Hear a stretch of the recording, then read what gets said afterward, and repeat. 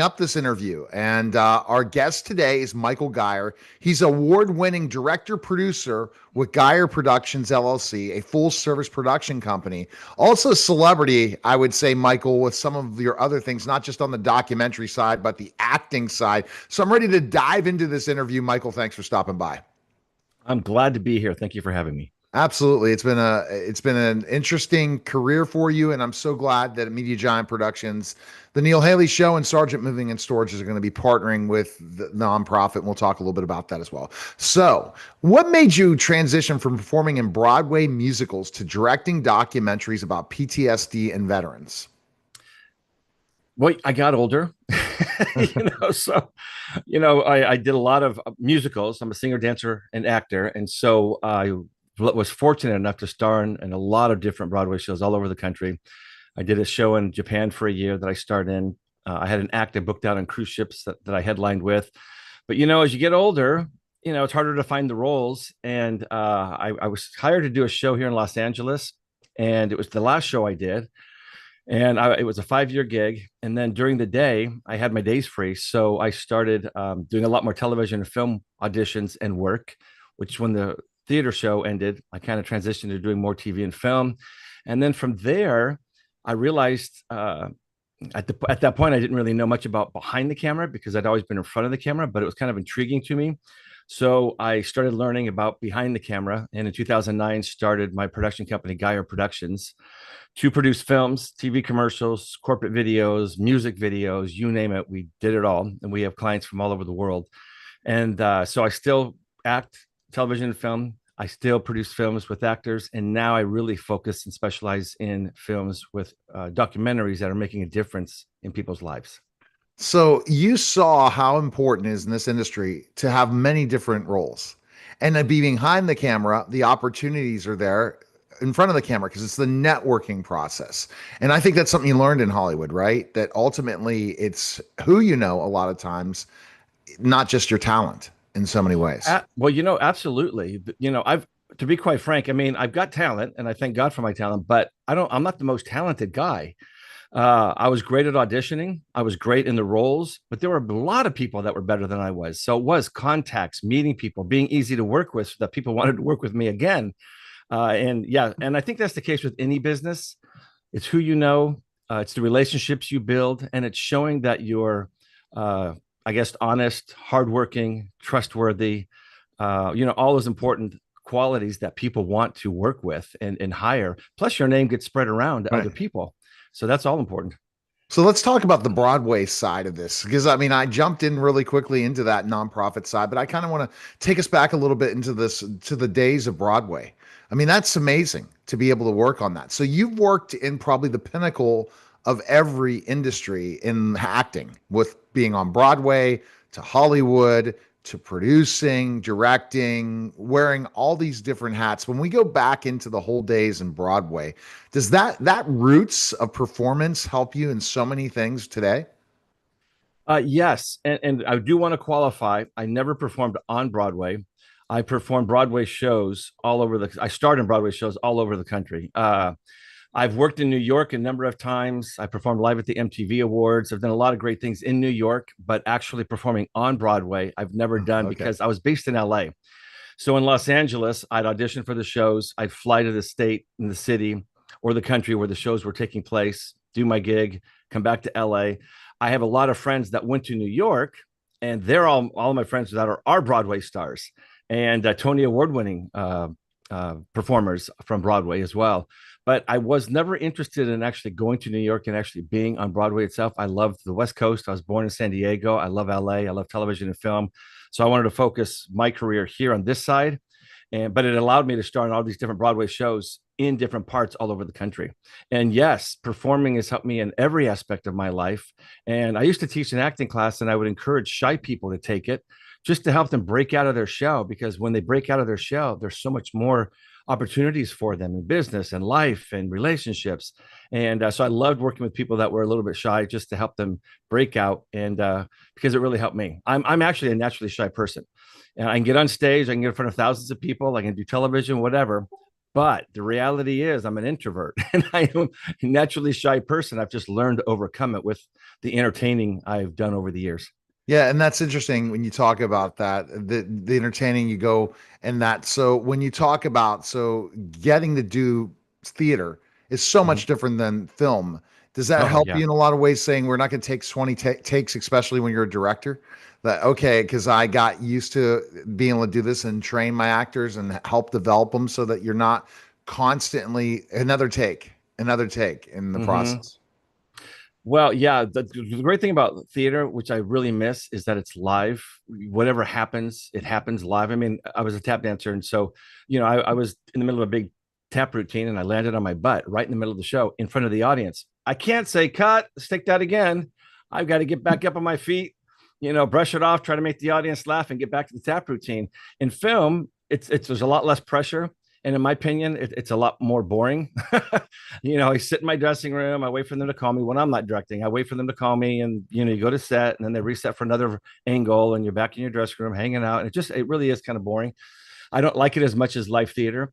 But when I'm directing, I love it because you're on set the entire time. I'm working with great actors. And yes, I can keep things moving.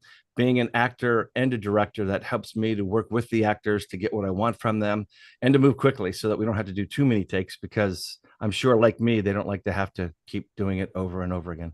All right. So you got voted MTV's number one video of all time in 2001. Talk about what was that guerrilla style shoot like, and how do you know you were creating something legendary?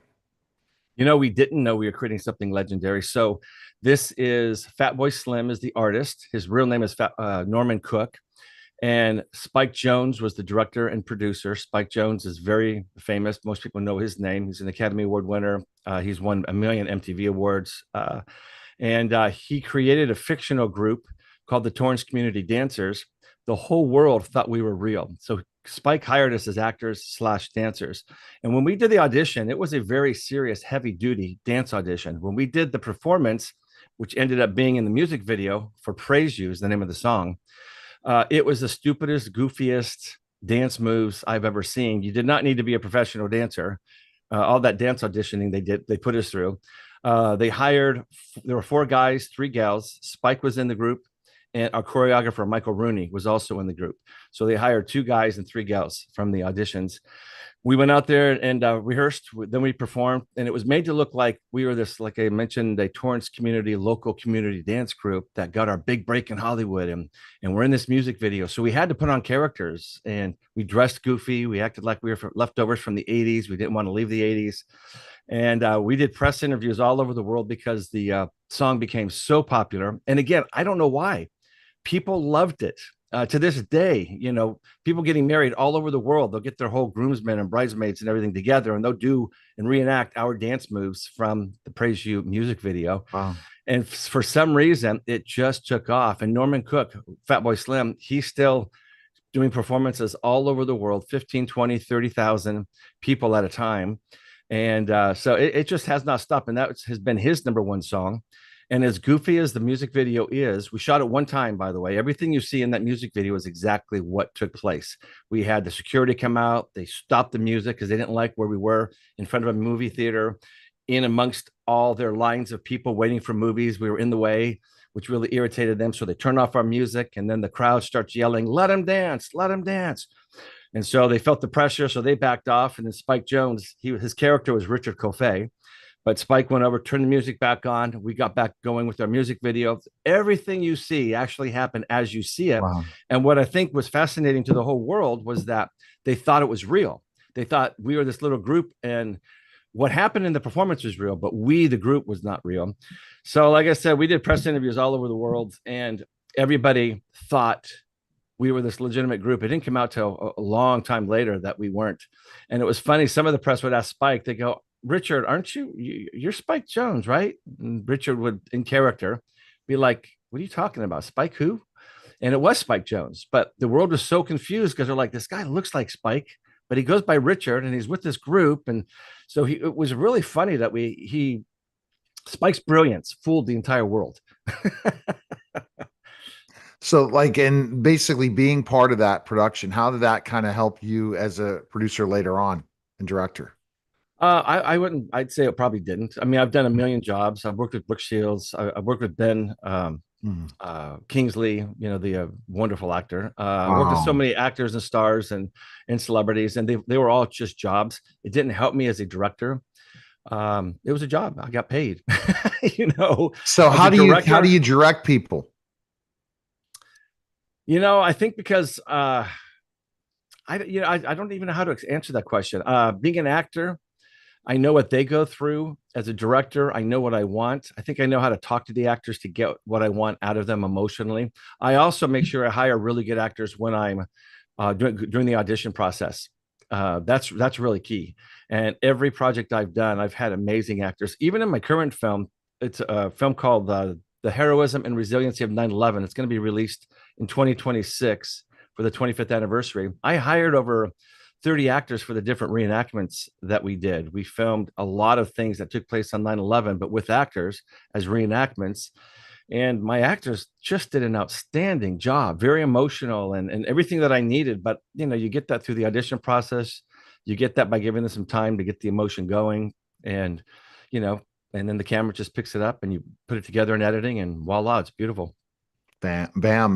That's amazing, and I think that being able to pick the right actors, Mm-hmm. how what do you what is that process for you? Like, how do you prepare yourself before it happens and before casting comes, and what you just know exactly what you're looking for? Well, what's funny is you have an idea in your mind of what you're looking for, and then sometimes an actor will come in and do something completely different that you're like, wow, that was brilliant. So, you know, so you always sometimes you hire somebody very different than what you were expecting you'd hire, and then they just add so much more than what you ever planned. But yeah, it's just a whole audition process. You know, before COVID, everything was in person, uh, which I prefer. As an actor, I prefer going in person. And when I'm auditioning people, I prefer seeing them in person. After COVID, everything's gone where all the actors self tape. So you put out the casting Right. call and then everybody self tapes and sends it in, you know. That's hard. I ended up doing one audition. One of my guests said, "Hey, I want because you're a talk show host. Why don't you audition for this?" And I just couldn't memorize the lines. Isn't that crazy? I'm so and I it was telling me to memorize such difficult, goofy lines. I Mm. did, and I'm like, I'm done. No, thank you. Acting's not for me. I'd like to I'd probably be good on the director producer side of things Yeah. because of how I produce so many podcasts and understand Mm-hmm. the whole thing, but I don't know. It's so hard to memorize lines. Tell me that process. Maybe I'm just making it too difficult for myself, or I don't want to put the time in to memorizing them. Yeah, it's probably not putting in the time in. It does take time, but also the more you do it, the more you get used to doing it and you know it works for you because you have to be able to get the lines in your head so well that you can walk around and do anything, completely distracting your mind and still say the line. So it's just in there. You don't even have to think about the line. It's just there or lines. I've had sometimes I did a movie called RZ9 and I played a military general leader guy and I had this long big chunks of paragraphs and paragraphs of dialogue talking to all of my military guys and I was like, oh my gosh, it took forever to memorize, but I had to get it to where it was just rolled off my tongue and I could just worry about being in the moment and giving the character. I was always kind of an irritated guy yelling at people. So, I could be more into that character versus worrying about lines. It was just there. I used to do soap operas when I was younger. I did every soap that's in LA. I think I did 5 different soaps. And, they're the hardest ones, especially for those who are series regulars. Every day, they've got a whole new set of a lot of pages they have to memorize after they filmed all day long. They then are given a whole nother set of pages for the next day. And you film the entire hour soap opera, minus commercials, in one day. And so you don't get many takes. Like Young and the Restless, they say, we are only doing one take. You better get it right. If a star really messes it up, they'll go to a second take. But other soaps, they will give you 2 or 3 takes, but it's just high pressure. And that's why sometimes the acting isn't always the greatest. Many times it is. Sometimes it's not, though, because they just got the script the night before. They're still trying to remember the lines on set the day of. And yeah, it's Ah, just really high pressure. And so the actors and soaps that can pull it off, like Deidre Hall, if anybody remembers her, brilliant soap actress, and one of the stars. So she was throughout all the entire hour, every single day, and she nailed her line. She nailed her acting. That is a gift. That is not something that's easy to do. So did you do a lot of soap? Like, what show were you on? I was well here in Los Angeles. I was on Young and the Restless. I had a recurring role on Bold and the Beautiful, playing a doctor. Um, Sunset Beach, which is now gone. Uh, did I say General Hospital? Yeah, I did General Hospital, which was a show I grew up watching back in the Luke and Laura days. I loved that show because my mom got me hooked. And so I was so excited to finally get to work on General Hospital. And then I also worked on a soap called Passions. I had a recurring role on that. And I can't remember the guy's name that he was a new star on the show. He now has his own hit TV show. Right. He's a massive star now. I don't watch his shows, so I forget his name. But I always joke with my friends. It's like, yeah, I gave him a start. It's because he Yeah. and I worked together on Passions. We did 2 days and 8 scenes together, and It kills me. I'll say one soap star comes to mind. I've probably interviewed 100, yeah. but Sean Kanan, and he talked about all the stuff he did for soaps versus, the days in Karate Kid or now Cobra Kai and all that and how that Oh, worked. nice. So, and then I also spoke to somebody that was Jesse's mom, and it'll should come to me in a second from the show Jesse, and she's really famous, and she's always on the soaps. She's one of the queens of it, and I can't think of her name right now. She'll kill me, but she knows me, and that's my memory. In a way, I interview so many people. I know them by picture. I can picture them right now. Yeah. Can't name them. And I'm sure that happens because we just know so many people. Yeah, absolutely. That's my issue. Okay. All right. So the mission behind Wounded Heroes. You've said I produced this film to save lives after learning 20 plus veterans die by suicide uh, daily. And you basically, what was your biggest discovery during those 3 years of research into alternative PTSD treatments? So I met a guy in San Diego named Carl who was on 18 medications, and they had just lowered it to 16. He was in his late 20s, young guy. And I'm like, how is it possible this young guy is on 16 medications for his post traumatic stress, especially since he said it didn't help? The side effects were horrific.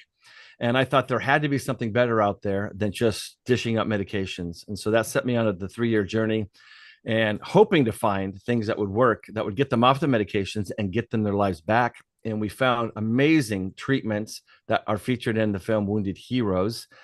And then that then turned into, we wanted to produce a film with actors also called Wounded Heroes. And in that film, we're going to be featuring a real life alternative treatment that is changing lives and giving their veterans their lives back. So they can watch a quality, Hollywood movie, but also get a real life treatment that's going to change their lives in a positive way. And I'm doing this with DDS for Vets out of Florida. They're a nonprofit, and I'm working with them. We're doing this through donations, whether it's one big donor or a lot of little donors donating through DDS for Vets, which is .org. And we can raise the money, and then what we want to do is produce the film, save lives, veteran lives, through the message of this film and this real life alternative treatment that's in the film. So tell me more of your work with DDS. I don't even know how long it's been now. I think 4 years ago was the first time, 4 or 5 years ago, I went to their very first gala, and I met through a friend, Tom Mateo introduced me to them. He lives there in St. Port Lucie, which is where DDS for Vets is located as well. And Tom, when we did Wounded Heroes, the movie with actors that we're hoping to produce, Tom is a Vietnam veteran, 6-time Purple Heart recipient. He was just honored by President Trump in the White House just recently for his work, not only in Vietnam, but his work to help veterans his entire life. And Tom has been with me from the beginning as far as the screenplay in this movie, Wounded Heroes. And my lead character is named after him. The story itself is not about Tom, but I wanted to put Tom's name in the film. And in Vietnam, he was called Stormy. So my character's lead name is Stormy. And then some of the flashbacks to Vietnam that take place are Tom's actual real stories of what he experienced in Vietnam. So he introduced me to Deb Doherty, and she and I became friends, and I went out to DDS for Vets, and I've been donating my time to help them with video production and just any advice I can help. If they call them, I'm there for them. They do great work helping veterans, They provide service dogs at no cost to veterans, which I think is spectacular. Yeah. They train the dog. And then once the dog is fully trained, then they do a presentation and then give the dog at no cost to the veteran. And so they're doing great work, and they really want to do more work with veterans through this movie and help more veterans through this movie. So that's why we've kind of partnered together, raising donations, raising funds, and then we hope to produce the movie and save more lives. Okay, and so kind of going into this, so I understand all the brand involving helping veterans. We talked about specifically first, you found out about the Wounded Heroes, healing the heroes of 9/11. We dived in a little deeper into all five first responders experience life-changing results, and that's in Mhm. your in healing of the heroes of 9/11, and that's involving in your film, right? Your first Yeah, or your that's a second documentary. separate film. Yep, that's Mhm. another film called Healing the Heroes of 9/11. And Dan Jarvis asked me to produce that for them. And we went to New York and found five first responders who were still battling post traumatic stress after 20 years of experiencing 9/11. And we interviewed them beforehand. And then we also put them through a treatment called TRP, Trauma Resiliency Protocol, which is a neurological intervention that's explained in the film. And then we filmed them again after they went through that to see if there was a difference, a significant difference in their lives. And there was for all five. One of the first responders couldn't even go back anywhere near the memorial where the towers were located or the museum. He hadn't been there in 20 years. Wow. And on film, after going through TRP, we filmed him going back to the memorial, and we filmed him down in the museum because the museum let us film. So yeah, I mean, we saw life changes from people who had been battling post-traumatic stress for 20 years actually go to where they thought they'd never be able to go because of trauma resiliency protocol. And so is this film related to the other film in a way? The Well, yes. They're separate films. I produced Wounded Heroes on my own. My wife and I funded it, and then thankfully we had some people that were appreciative of the film, so they actually reimbursed us. So we broke even and got our money back at least, and we're able to help a lot of people. Dan Jarvis saw Wounded Heroes, and I didn't know him at the time. And then he reached out to me and said, "Will you produce a film for us? Here's our idea." I said, "Yes, of course." So it happened to be about post traumatic stress simply because he had seen my other film about post traumatic stress and wanted to show what their protocol, TRP, could do. And actually, I'm sorry, I knew Dan because I did interview him in Wounded Heroes, my documentary. I didn't know him before that, but that's where I met Dan. I interviewed him to talk about TRP and how it made a difference in his life as a veteran himself, as a retired sheriff, somebody who had post traumatic stress, somebody who was very suicidal, and TRP saved his life. He said he no longer had post traumatic stress. Then he started a nonprofit and wanted to help other veterans. So I interviewed him for Wounded Heroes, the documentary. That's how he heard about what I do. And I learned about him. And that's when he also later on called me and said, "Now I want to do a film." I said, "Okay, let's do it." So are the treatments different in a way between the two films? No, and Wounded Heroes, I've got a lot of different options as far as treatment options. Three of them, though, are neurological interventions. And what Dan does, and it's from healingthehero.org, is where people can go to learn about Dan and the treatment TRP. I'm actually on the board, but it's healingthehero.org. And they give the treatment away to veterans and first responders at no cost. So it's absolutely free. They just want to save lives. And what's great about it is you have veterans and first responders who had post traumatic stress, who are the ones now working with people who do and helping them through the treatment. So they're going and working with somebody who knows what they're going through versus the VA with many times the psychiatrists or the doctors they make them see. They have no clue what that poor veteran is dealing with. They've never experienced it. And so it makes things difficult many times when you work with somebody who's been there, who's done that, who is also suicidal, but now isn't. There's just something, it just works better. And so Dan's doing great work through healingthehero.org and saving a lot of veteran lives. And yeah, so it's been very exciting to see that. So it is different, but it was similar to a couple of the things that we were doing in featuring in Wounded Heroes. Do you have any other projects you want to talk about before I let you go? Just the one I have coming up for about 9/11. It's the heroism and resiliency of 9/11. Chris Meek contacted me. He runs a nonprofit called Soldier Strong. He also just recently created the 9/11 Legacy Foundation.org. And they hired me to produce a film for the 25th anniversary. It was I've been working on this since early 2022. So it's been five, it'll be 4 years before it comes out, that we've been working on it. The film is finally finished. We just finished it. And Gary Sinise, actor Gary Sinise, Lieutenant Dan, for those who remember Lieutenant Dan, he narrates the film for me. And I have President Bush's chief of staff in the film. I have the CIA director, Leon Panetta, in the film. He's the one who caught Osama bin Laden. He ran the mission at CIA headquarters that took out Osama bin Laden. So that was a great interview. Really nice man, Leon Panetta. Roger Ferguson, who ran the Federal Reserve, and he's an unsung hero. People don't realize what he did to save this country from what would have been financial disaster. So it's just a great film. It's coming out next year. And again, it's called The Heroism and Resiliency of 9/11. People can see the trailer and get more information at the911film.com. All right. Yeah, where can we find info on you real fast? Just my name, michaelgeier.com. My last name is Gier, michaelgeier.com.